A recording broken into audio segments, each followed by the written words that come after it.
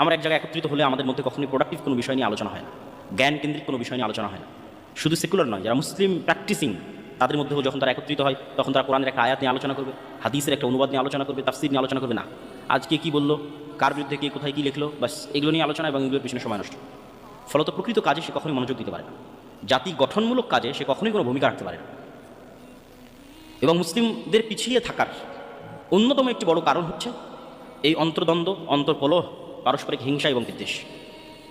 এটি থেকে আমাদের বেরিয়ে আসতে হবে এবং আমাদের মাথায় রাখতে হবে আমি যে কাজটা করছি এই কাজটা আমার কি উপকারী দিবে, আমার দেশ ও জাতির কি উপকারী দিবে, আমার উম্মাহ মুসলিম উম্মার কি উপকারী দিবে, দিন শেষে কী ভ্যালু অ্যাড করবে, আমার নিজস্ব পার্সোনাল ক্যারিয়ারে কী ভ্যালু অ্যাড করবে, অথবা আমার দেশ, জাতি, আমার ইউনিভার্সিটি, আমার প্রতিষ্ঠান, আমার মুসলিম জাতির ক্যারিয়ারে কী ভ্যালু অ্যাড করবে আমার এই কাজটা। তখন আপনি বুঝতে পারবেন আপনি অনর্থক সময় নষ্ট করছেন, আসলেই প্রকৃত কোনো কাজ করতেছে।